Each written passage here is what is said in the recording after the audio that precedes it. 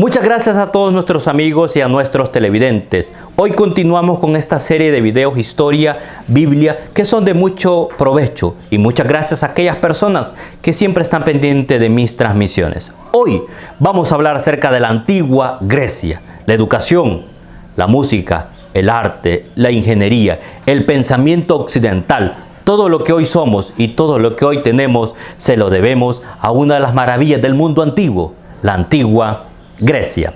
Pero para que hablemos de la antigua Grecia debemos trazar una línea de tiempo muy bien marcado. Primero, la época oscura, sus periodos de tiempo. La época oscura, el periodo arcaico, el periodo clásico y el periodo helenístico. El periodo oscuro data del 1200 a.C. al 776. El periodo arcaico data del 776 al 499 a.C. El periodo clásico data del 499 a.C. al 323 a.C. y el periodo helenístico data del 323 a.C. al 30 a.C.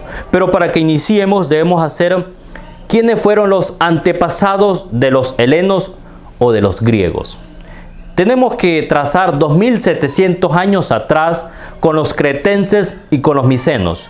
Los cretenses de la isla de Creta, el rey Midos, que descendía probablemente, la leyenda cuenta, que era hijo de Zeus. La civilización micénica eran muy buenos constructores como los cretenses, tenían muy buen comercio con el aceite, con la lana, con el vino, además de ser ellos una civilización que permitió la escritura. Estamos hablando muchos años atrás, los antepasados de los griegos. Luego llegamos a la época oscura. Llegamos a esta época de 1200 a.C. No tenemos mucha información, no tenemos muchos datos de lo que los historiadores nos dicen acerca de este periodo de tiempo, o lo que probablemente Heródoto, el padre de la historia, un griego, pues desconocemos alguna información. Lo que probablemente consideramos es que Homero escribió la Ilíada y escribió la Odisea en este periodo de tiempo. Pero era una transición del bronce al hierro, una transición del prehelénico al helénico. Luego estamos en el segundo periodo, en el periodo arcaico. Hay muchas tribus indoeuropeas, los jonios, los equenios, los arcaicos, se habían establecido en Grecia, en las islas del mar Egeo, en las costas de Asia Menor y hasta el sur de Italia, en Sicilia. Luego vendría una nueva ciudades, estados o polis independientes a cada una de nosotros, con diferentes reglas y reglamentos, pero que los unía una sola lengua y sus propias tradiciones. Atenea, Corinto, Tebas, Argos y Esparta. Allí permitió un gran crecimiento demográfico, permitió un crecimiento económico, una sola moneda, además de sus ceremonias y su mitología, además de tener una cuenca en todo el Mediterráneo con los famosos trirrimetes, que eran unos navíos donde 170 personas manejaban para ir a hacer guerra. Ellos se habían convertido en el dueño de todo el mar. Y como dice un dicho por en aquel entonces, si eres dueño del mar, eres el dueño de todo el mundo. Y los griegos se lo habían tomado muy a pecho. Luego de este periodo de tiempo del 776 al 499, viene un segundo periodo. Viene el periodo clásico, el periodo de la prosperidad, el periodo de oro de la antigua Grecia. Recordemos que eran estados independientes, pero estos estados se unían cuando tenían un enemigo común, una confederación. Y principalmente tuvieron un enemigo común, Darío I, rey persa. En el 490 a.C. inician las famosas guerras médicas. Ellos empezaron a luchar contra los persas. Primero eran dirigidos por los espartanos y por los atenienses. Empezaron a luchar contra esta amenaza. Tuvieron batallas importantes en Salamina y en Platea. En la primera guerra médica los griegos ganan, esa confederación gana. La segunda guerra médica, ellos tenían un ejército llamado hoplitas, que eran unos guerreros, luchadores, así como los espartanos que tenían muy buena reputación, más que los atenienses. Y en la Segunda Guerra Médica, luego del combatiente frontal defensiva de Leónidas en las Termópilas, en la Segunda Guerra Médica, el principal antagonista sería Jerjes, hijo de Darío, y al final en la Segunda Guerra Médica los griegos ganarían.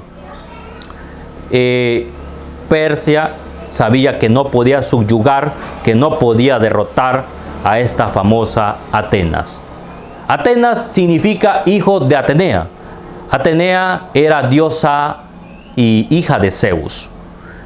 En Atenea, un principal personaje la iba a destacar, un famoso político, un magistrado llamado Pericles. Pericles permitiría un crecimiento tanto demográfico, económico e intelectual en Atenas. Tanto así que fueron los primeros en acuñar el término de democracia, es decir, el poder del pueblo. También hubo construcciones, un famoso escultor llamado Fidias, como el Partenón, como Acrópolis y muchas ciudades, tanto económicas, el Ágora, tanto económicas, políticas, donde se discutían temas importantes y temas religiosos y ceremonias muy importantes. Tenían ceremonias que realizaban cada 4 años en Olimpia, una ciudad importante donde también hubieron construcciones, donde se realizaban los famosos Juegos Olímpicos, unos Juegos Olímpicos que se datan del siglo VIII antes de Cristo. Ahí se iban los mejores atletas, las personas más distinguidas iban en ese momento. Además, Pericles también permitió un crecimiento tanto intelectual, los famosos teatros donde se realizaban los artistas, Esquilo, Sófocles y Eurípides, eran personas importantes, además de la parte intelectual, el razonamiento, que fue pieza hasta el día de hoy en las instituciones educativas y en todo ámbito de la vida. Siempre hablamos de estos personajes del pensamiento matemático: Sócrates, maestro; Platón, maestro; Aristóteles, Platón; y Pitágoras, Anaximandro, Demócrito, Euricles, Anaximandro. Todos estos grandes personajes fueron filósofos, fueron científicos, poetas, Heródoto, un historiador, Demóstenes, un político, muchos personajes importantes. Pero hubo un confrontamiento. Atenas con Esparta. Esparta se había tenido una buena reputación de ser grandes combatientes y empezaron la guerra del Peloponeso, que al final Esparta saldría vencedor, pero sería opacado y vendría un nuevo renacimiento de Atenas. El periodo clásico dejó muchos avances, muchos personajes, muchos exponentes, grandes maravillas del mundo antiguo. Luego viene el último periodo, el periodo helenístico, que data del 323 a.C. al 30. Y aquí se destaca una figura importante: Alejandro Magno. Alejandro Magno era hijo de Felipo II de Macedonia. Macedonia había conquistado una Atenas que se encontraba totalmente debilitada. Este muchacho, luego de la muerte de su padre a la edad de 20 años, tomaría el control y el juego del papel del mundo. Él sería un ambicioso, un apasionado, un determinado. Conquistaría territorios que ningún occidental lo había hecho. Con 20 años y con 337.000 soldados, fue por todo el mundo a comérselo. Primeramente llegó a Egipto, que colocó una de sus ciudades, tiene su nombre, Alejandría, una ciudad bastante urbanizada, donde existían más de 60.000 personas, incluso había una biblioteca impresionante. Llegando hasta Jerusalén. ¿Cómo fue el encuentro con los judíos? Es bastante interesante. Él había hecho una petición de que lo aceptaran a él. El sumo sacerdote lo rechazó diciendo que su lealtad era con los persas. Alejandro Magno, enojado por su rechazo, fue personalmente. Él iba con la intención de destruir a Jerusalén. En un sueño, en una visión, la prosperidad divina, Dios mismo, intervino en el asunto.